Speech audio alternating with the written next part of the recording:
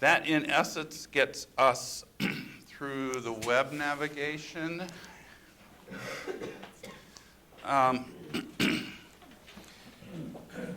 So before we jump into the PowerPoint, which for today is very, very short, and I'll explain why, let me tell you about my goals for you for today. Our curriculum is a 3-year focus, and every class is different. But 6 classes per year, 18 different subjects. After I did this for the first cycle, what folks said, one of the questions we ask folks is, do you want different classes? Do you want classes repeated, And this is now our 8th year. In the last 7 years, everybody has said to us, let's do laws and rules every year.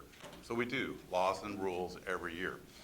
Those of you that go through the program for 3 years know that there's so many laws and rules that every year is different.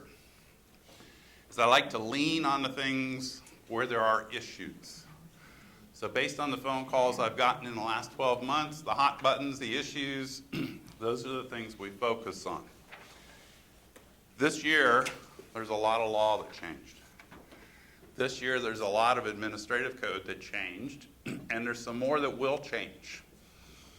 So in thinking about what are the hot spots this year, I realized the whole darn thing is a hot spot.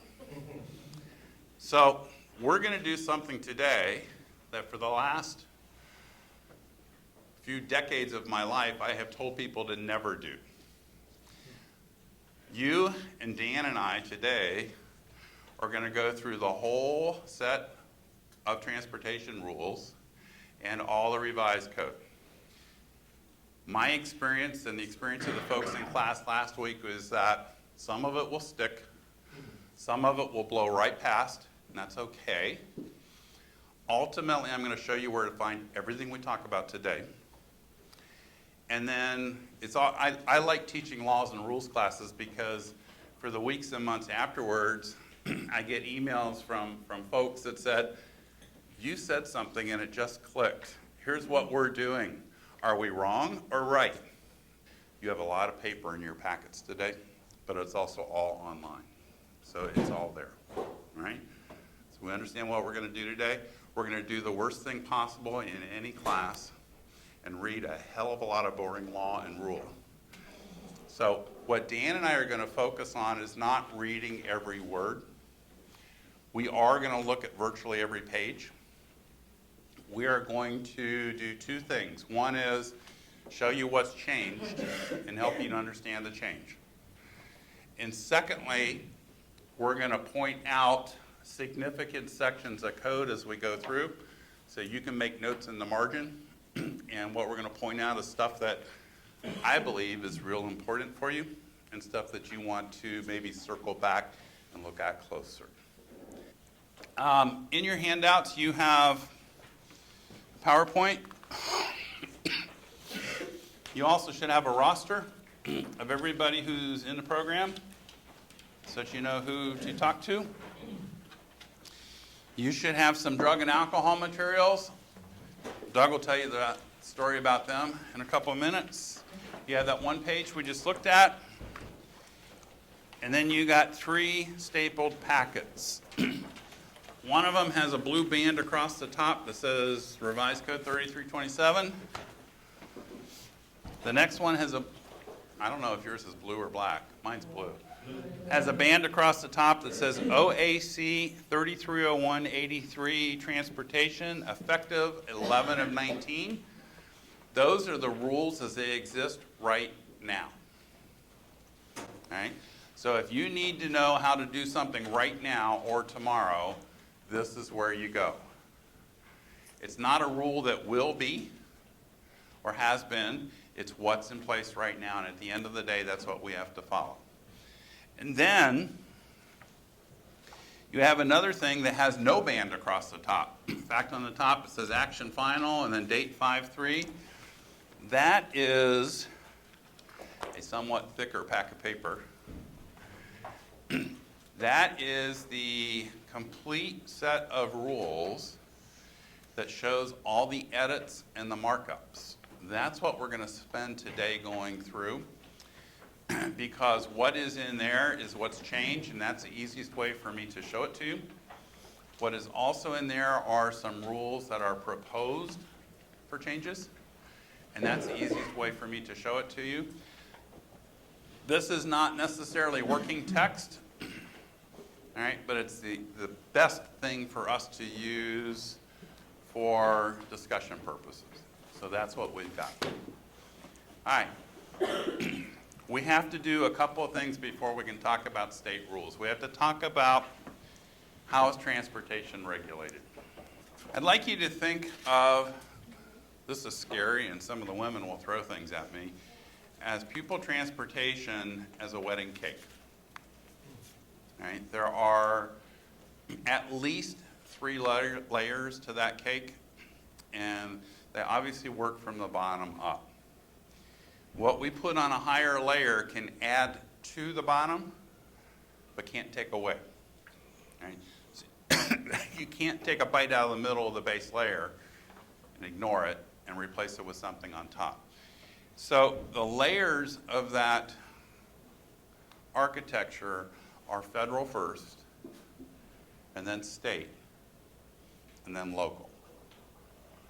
Now somebody will say, hey, wait a minute, Ohio's a local control state. That means local is more important than state. Well, not in Ohio. We are a local control state, but only after you do what the state told you to do, right? So it's kind of those, yeah, we are, but things. So what we have to do is understand that federal comes first. Now at a federal level, there are 3 things that we have to think about. We have to think about National Highway Traffic Safety Administration, which is part of DOT, and they are responsible for the equipment standards. In other words, what's a bus look like? What goes into a bus? And they do that through promulgating rules that are called Federal Motor Vehicle Safety Standards. There are actually more FMVSS regulations on a school bus than on any other passenger vehicle, and that includes aircraft. All right, not everybody realizes that. There are an incredible amount of manufacturing code standards and requirements at the federal level. For example, there is a rollover standard, which is sometimes called a crush standard, that says if a school bus goes on its top, that the roof is only allowed to crush 7 inches. That's required to maintain the integrity of what we call the head impact zone. That's where the little people have their heads, right? There are side impact standards that says if you drive a semi into the side of a parked school bus, the bus is not allowed to break in half.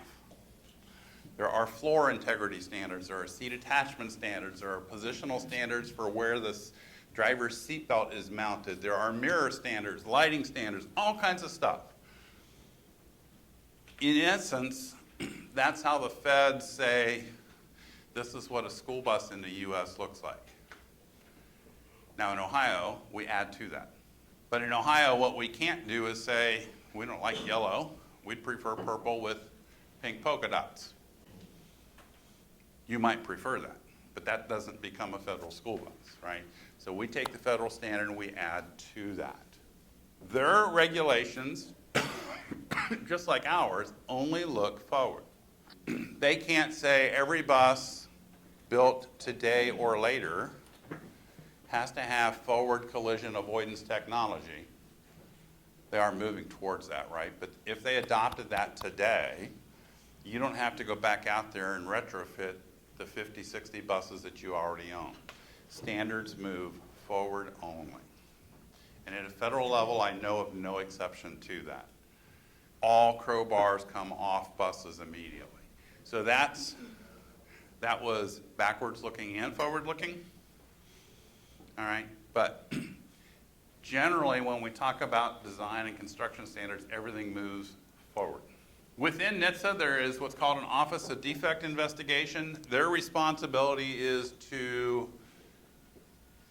check out what happened when something doesn't work.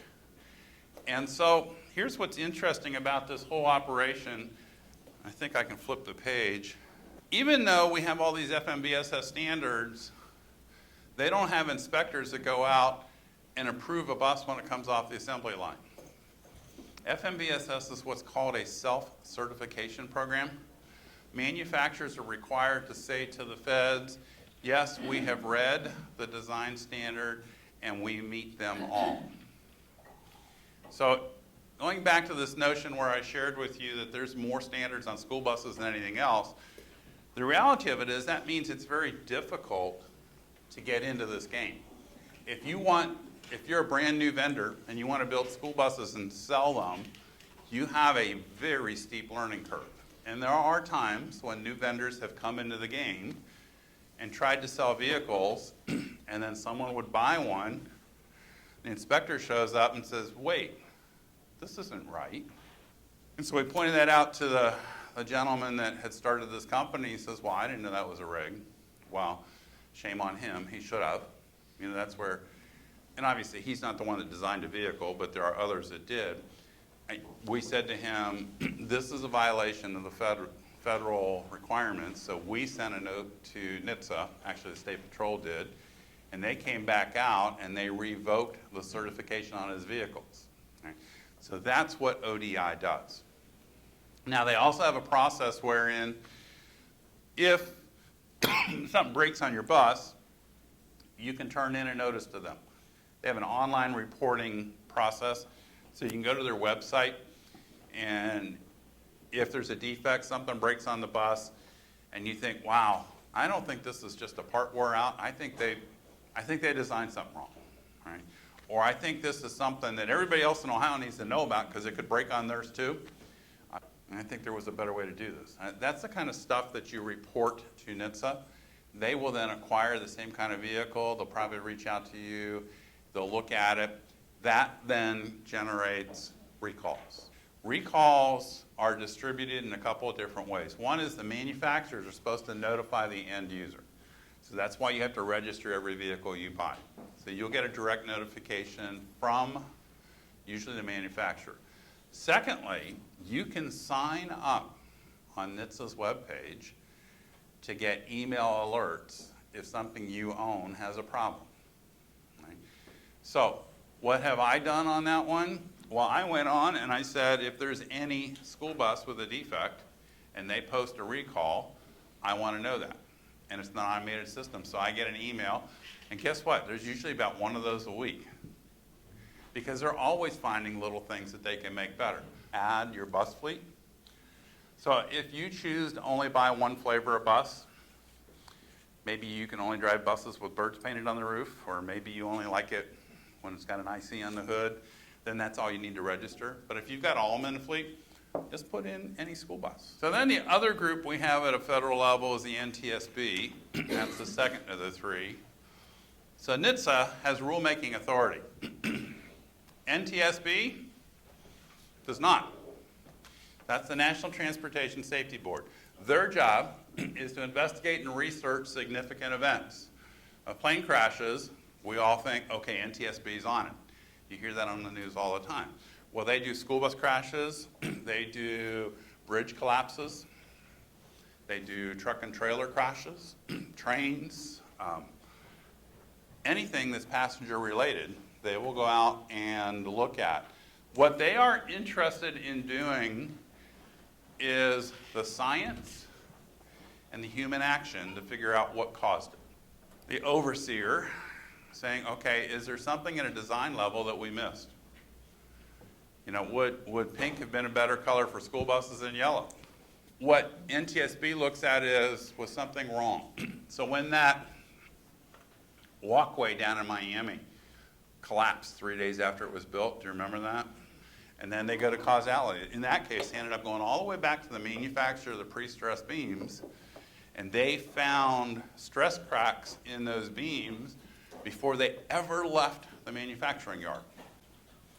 Right, so it wasn't a build problem, it wasn't a design problem, it was a component problem. That's the kind of stuff they look at. So what happens with what they find? Well, they communicate. That's really what they are. They say, you need to fix this, or you should do this different.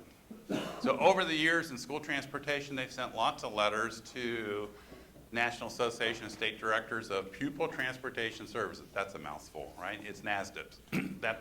That's the national group that I belong to. And they've sent letters to NAPT, which some of you belong to. And they'll send letters to the governor saying, you should do things differently. Now, the things they send to NASDIPS are, we believe you should change the recommendation to states on guidelines. Or we think you should increase oversight on driver training and compliance. That's what came out of the Baltimore and the Tennessee crashes. All right, so they are a recommending group, and they can't compel you to comply. So they publish on a regular basis what they call the NTSB 10 Most Wanted list. And guess what has been on that list for decades? Passenger restraints on school buses. And then we have FMCSA. So that is the Federal Motor Carrier Safety Administration. They are, just like NHTSA, they're part of DOT, Department of Transportation. So whereas NHTSA does the equipment, FMCSA does the people. And prior to the mid-90s, we really didn't care about these folks. Because to drive a school bus in the state of Ohio, all you needed was a chauffeur's permit. Anybody remember that? And then the Fed said, wow, on a national level, maybe we need to do a better job with the licensing and training of truck drivers. And so they implemented that. And then after a whole bunch of pushing and pulling, at some point, school buses ended up in the same bowl of soup. So they actually implemented all of this for truck drivers, and then it took a couple years of wrangling, and then it was in the 90s when our school bus drivers got lumped in. So now school buses technically are considered commercial motor vehicles, which is why your operators have to have the commercial permit, which we call the CDL. Right? That is a national standard. It is specific for 16 or more passengers and vehicles of 26,001 pounds or more. Now here's where it gets weird. NHTSA says it's a school bus if it meets all our standards. Yellow, black racing stripes, seats, all the other stuff, so we call it a school bus. FMCSA says, well, okay, NHTSA, we'll buy into that. But if there's no kids in it, it's just a bus. So FMCSA represents vehicles by their actual use. So if a driver takes a bus to the testing station, whether it's a Greyhound, a Trailways, or a school bus, and it's empty, FMCSA says it's a bus, period. In order to drive a bus, you need a license of the appropriate class. So it's going to be A or B or C, depending upon the weight. And you need a P endorsement because it's a passenger bus. So it's not until you put kiddies in the vehicle that it becomes a school bus. So here's why this very important distinction is something I share with you. If you have technicians in your garage that work on your buses that will never haul a kid, all they're going to do is move empty buses around. The license they require is a CDL, the appropriate class, probably a B, and they need a P endorsement. All right, that says they can move an empty bus around. Now, there's one other little thing out there. They can't have an air brake restriction. Air brakes are kind of done in reverse. So if they have an air brake restriction, that means they can't drive an air brake vehicle. It just means there's one more test they have to take. But a mechanic, anybody, can operate an empty bus, appropriate class, and a P endorsement. The minute you put one child in there, from a licensing perspective, CDL, they also have to have an S endorsement. And in Ohio, what else do we have to have? the school bus driver certificate from ODE. Pre-service is part of that, all right? So in Ohio, we stack pre-service. That's the next level of cake. We haven't got there yet, right? We stack that on top of the S endorsement, but from the federal level, empty bus, P, full bus is an S. So if you have a mechanic with P endorsement, you have a driver calls in, bus broke down, she's full of kids, or he's full of kids, you can say to the mechanic, take this bus out there. They'll have to then stand there. The driver and the students will have to switch buses. They can resume the route. The mechanic can bring back the empty bus. We clear on that? Now, if your practice in your district is that your mechanics need to be able to cover a sub-route, and unfortunately most of us need that, right? Then your mechanics also need the S, and they also need the school bus driver certificate from ODE. We all okay with that?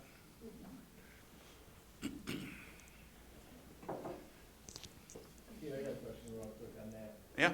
With that all being said, okay, you have a truck driver that has CDL Class A, why can't they just go get the pre-service and the passenger? It's a real good question. And so this all plays into what's now covered by ELDT. It will when that kicks in.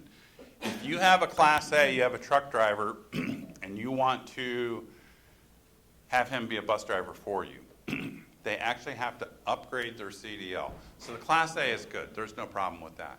But what they have to add to their CDL is a P endorsement and an S endorsement.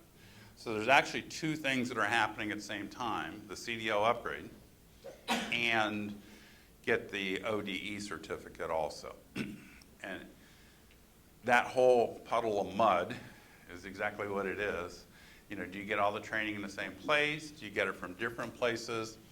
No one knows the answer to that. I will tell you that by convenience, when CDL first rolled out here in Ohio and applied to school bus drivers, the State Patrol and the BMV realized that they couldn't handle it. So they reached out to the Department of Education, this was prior to my tenure there, and said, will you consider helping us with CDL testing? And so for a period of time, each one of the pre-service instructors also hosted a testing site. Now we're down to just one. All right, so for a period of time, by convenience for the state, the pre-service instructors were also the CDL examiners, which meant they were really overseeing two processes, and it got muddy. Is it convenient? Yes. Here's the challenge in that. Think about what we have to teach drivers to pass the CDL test. And then think about what we have to teach drivers to be successful working for you in your district, moving children around, reading route sheets, working with principals, parents. They're kind of two different skill sets. So the more time we spend worrying about parallel parking a school bus to pass an alley dock test, the less time we're going to spend on teaching kids how to do an emergency evacuation, or how to write a route sheet, or how to manage student discipline, because those are not CDL skills. And so the concern from a user standpoint is how at a school district are we best served by an organized training program? So there's one school of thought says, well, let's just merge ELDT in with pre-service. That's kind of where we are right now. That's where we've been, right? There was no formal ELDT, but you send your drivers to pre-service class, and the OBI teaches them how to pass the test, teaches them how to do that nasty inspection. They get their CDL, and then you get them back in the bus and say, all right, forget all that junk. Now I'm going to teach you how to be a school bus driver, right? That's really hard on people. Not only that, that's a whole lot of time to tell somebody, you got to do all this stuff before I can write you a check and pay you. And so those are the kinds of discussions that are going on. You know, is it right to put it all together? Is it right to have it two separate places? Are there other ways to do the CDL training? I don't know. And that's what that's what all the discussion's about. So here's what I'll say to you before I move on. In the coming months and years, think very carefully about what's the best way for you to get new bus drivers. First off, there are no candidates, right? Second off is if you can find a candidate, what's the best way to get them the skills they need and get them up to speed so that they can be successful driving a bus with children sitting and looking at the back of their heads. And what we have to do then is we have to speak up. You have to tell us at OSBA, because we're at the table, you have to tell legislators, work through, if you belong to other associations, work through those associations. The more people at the table, the better chance that in 2 years we have a plan that works for you instead of against you. Right? I don't think a single one of you wants to come to work thinking, oh man, they just gave me 15 more things I have to do before I can hire someone to drive a bus. That doesn't make life easier. We need to figure out how to make it easier. That's kind of my mindset. So that's out there.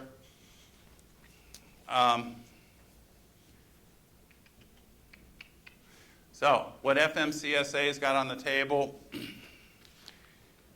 is standard licensing across the country. So you can't test for different skills in Kentucky than you can in Ohio, right? So everybody has to pass the same driving test. There is one component of the CDL test that is state laws. But if you have a CDL with an S&P endorsement in Indiana, you can drive a bus in Ohio as long as you get an ODE certificate, which is pre-service and a couple of other things, right? So you can hire an Indiana resident to drive a bus here in Ohio, and there's no problem with their vehicle license, right? So it covers licensing, drug and alcohol. I'm sorry, I have a question about that. Okay. So typically when I put a driver in, it's asked for an Ohio license number. Is it going to recognize the license number from a different state? It will record it, but what it will not do for you on the online system is give you a driver records check. So when you put that license number in there, there's also another box where you put in the state. If you put in, and now we're talking, I'm on camera, I'm supposed to repeat the questions. I will figure this out eventually. The question is. It got it. Did it get it? Yeah. All right. Doug was whispering to the camera while you were talking to me. When we built the online system, and because I was at ODE at the time, we integrated the driver's license checks so that ODE system pulls data from DMV. ODE does not have access to Indiana, Kentucky, Michigan, West Virginia, Pennsylvania, or New York. Right? So on that window, it says Ohio license number, you put it in, and then it says what state. If you put in Ohio, it builds the link.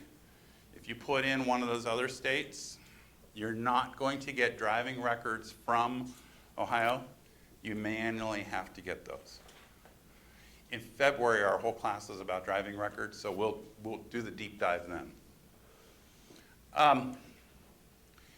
So we are compliant. We have to be compliant with all the federal rules, including drug and alcohol, emergency equipment.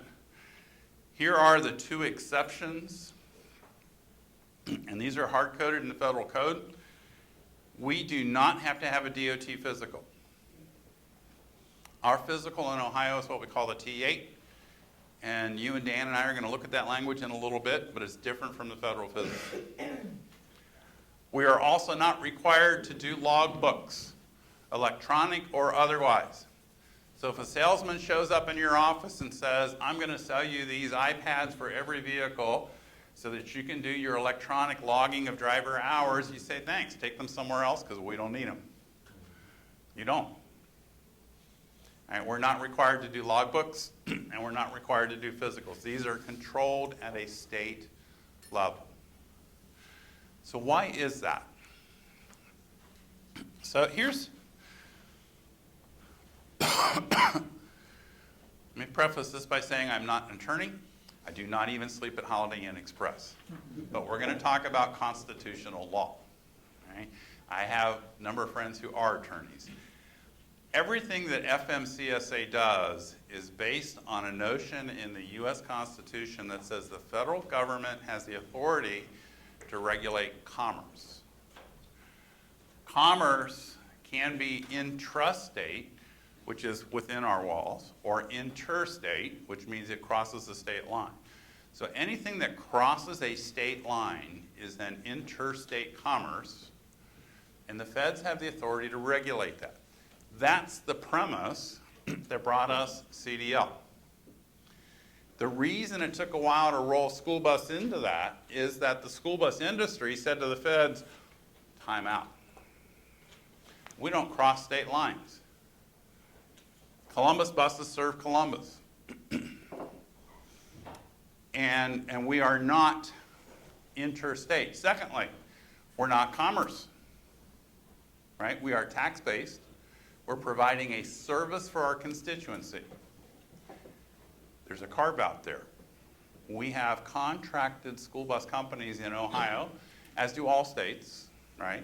So there is a little bit that is commerce, but by and large, what you and I manage on a day-to-day basis is non-commerce, and it's intrastate. So here's the definition of inter versus intra. If you are Portsmouth schools, Portsmouth's down the bottom of the state, they are along the river. There are some routes down there that it's easier for the driver to cross the bridge, go into Kentucky, drive a couple miles, and come back in. But that's just transit time. They're not picking up or dropping off in different locations. So that is still an intra-state route, even though it crosses a border.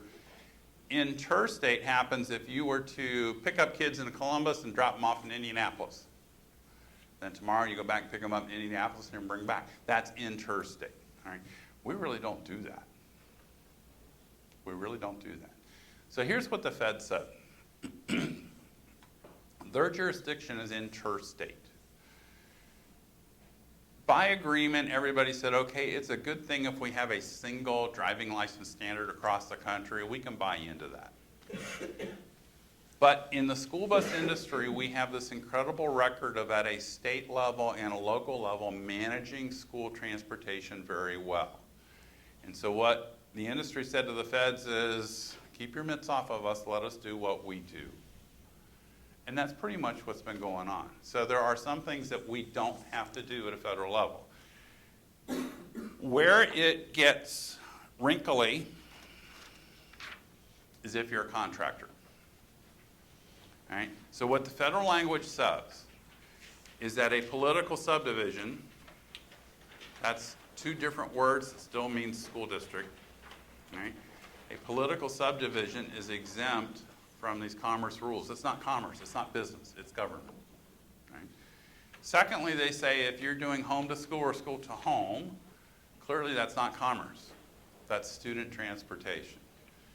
Now, as a public school district, if you're moving your students around on field trips, you're still government, and it's still student transportation. As a private contractor, if you're moving students around on field trips, that's business. And in the eyes of the feds, that's no different from sending a bus to Miami University in Oxford and taking the frat house on a pub crawl, right? That's not a school trip.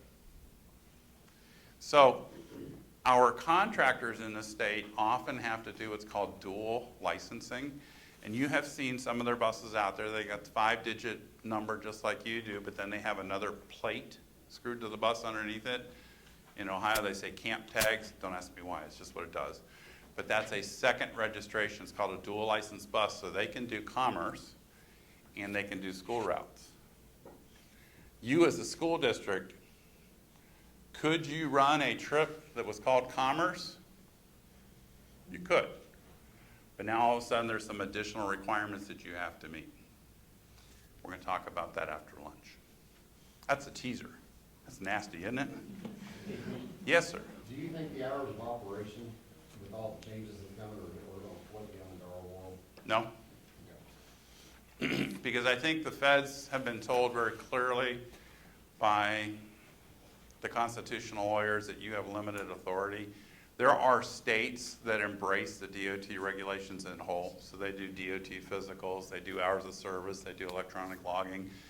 Do I think we may see electronic logging? I think that's possible, but that tracks much, much more than driver hours. That's more of measuring, the kinetics of the vehicle, the braking time, the stopping, slowing, rate of acceleration. That's what the little Geico lizard does all the time when he attaches to your. We've got one of the local colleges, one of the local instructors down there on the CDL side is kind of scared in some of the other districts. That he thinks, as this changes comes out, that we're going to be by the hours too. So here's the really neat thing, is that everybody thinks they have influence over everybody else, right? And there are CDL examiners and instructors who are saying to the drivers you send out there, life as you know it is coming to an end, right? Bury your eggs because the sky is falling. And you tell your drivers, just say to them, well, thanks for the information, and go on and have a nice dinner, right? You need to get your information about that kind of stuff. You can look it up directly, but that's why in retirement you couldn't get rid of me. I'm still here, all right? I'm paying attention to the stuff and passing it on to you. ODE is supposed to be in a loop too, but we're monitoring that for you. No, I do not see CDL expanding its grip. There has been from time to time a notion at ODE saying, well, why do we have a T8? Why don't we just use a DOT physical? And every time that comes up, I show up in their offices saying, do you know what that'll do to Ohio schools? If we implemented a DOT physical today, we'd be short probably another 2,000 drivers. And that's primarily because of the difference in the blood pressure rates. And so I don't want to argue whether that's right or wrong, but my argument is, you want to change that rule and take 2,000 drivers out of the picture, how do you want to get those kids to school? The good thing is at a federal level, the controls are pretty tough, so it's hard for them to color outside the lines. I'm going to jump to this next slide and then say, Doug, it's your turn.